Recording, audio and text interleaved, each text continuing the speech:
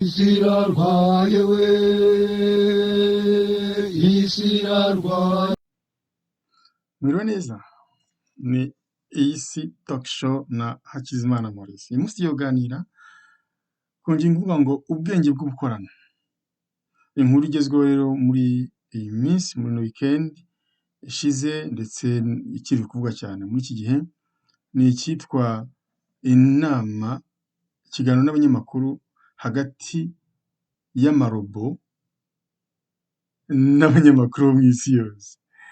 Icyo kiganiro kikaba cyarabaye ejo bundi kuwa gatanu tariki 7 Nyakanga umwaka wa 2023 i Geneve mu Busuwisi, aho umuryango w'abibumbye ONU mu nteko yawo yiswe uko ubwenge bw'ukorano bwakoreshwa ku bw'ineza ya buri wese, cyangwa se Artificial Intelligence for Good. Izo robo zemeye guha ikiganiro abanyamakuru bitangazamakuru bikomeye byo ku isi, hanyuma rero zirasubiza.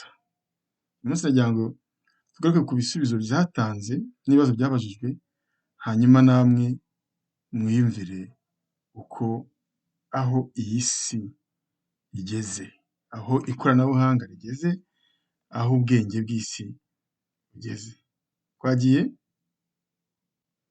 Robo yitwa Grace cyangwa se Grace cyangwa se Gracia, igihe yabazwaga ibajije ikibazo kibaza kiti abantu ko bafitiye ishyari, bavuga ko muje gusimbura no kubambura akazi kabo kari kabatunze, umunyamakuru yatanze ndetse n'imibare aho yemeza ko abakozi bagera kuri 300,000 ku isi bashobora kuzamburwa akazi mu buryo bwihuse kubera izi robo.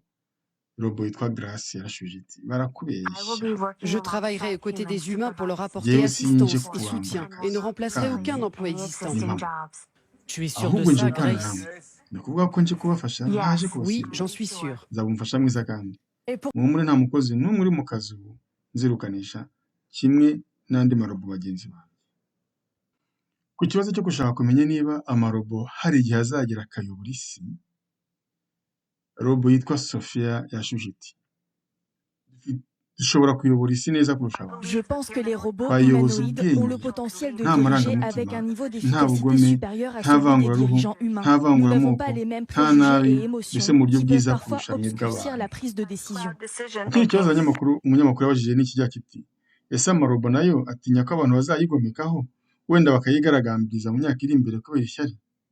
Iki kibazo kibajijwe kubera ko hari abategetsi bamwe na bamwe n'abandi bantu b'ibikomezwa mu isi harimo na Joe Biden bavuze ko bafite ubwoba ko aya marobo azangiza abantu cyangwa azangiza isi, kandi ko hashobora kuzabaho amakimbirane hagati yazo n'abantu.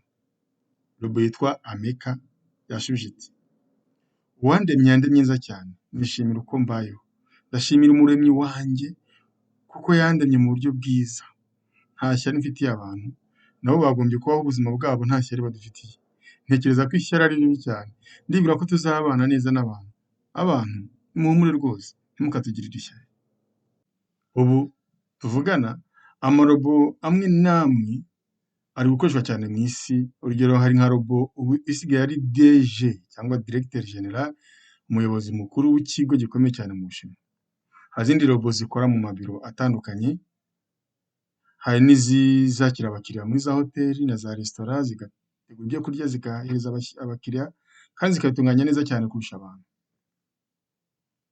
Bo hamwumvishe na robo n'amakuru y'amarobo, ariko nta makuru ntafite gihamya ko haba hari umushinga wa za robo zizaba abagore b'abantu, ariko ayo makuru sinayahamya. Ubwenge bw'ubukorano ni iki? Ubwenge bw'ubukorano nibwo bwitwa Artificial Intelligence mu Cyongereza, cyangwa Intelligence Artificielle mu Gifaransa, cyangwa se abakoresha Igiswahili ni Akili Bandia.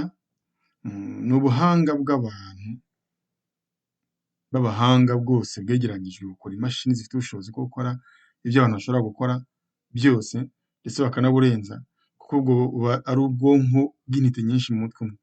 Nubwo bafata ubwonko bw'abantu 1000 b'abahanga cyane ukabuvanga ukabyara ubwonko bumwe. Icyo kintu rero gifite ubwonko bw'abantu nk'igihumbi kandi abantu b'abahanga cyane kigakora ibintu ari kimwe. Umva cyo gifite ubwenge cyane burenze ubw'umuntu umwe cyangwa abantu bakeya cyangwa abantu basanzwe, niyo bwaba bw'abantu miliyoni ko basanzwe badafite ubwonko bukora cyane. Ubwo rero ubwenge bw'ubukorano buri gukoreshwa cyane muri iyi si kandi abantu bakaba bafitiye ubwoba.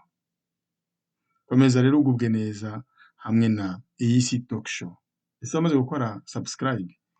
Ntiwibagirwe gukora subscribe kugira ngo amakuru nk'aya ngaya atangaje ajye ahora kugera. Iyi si talk show hamwe na mwarimu Hakizimana Maurice.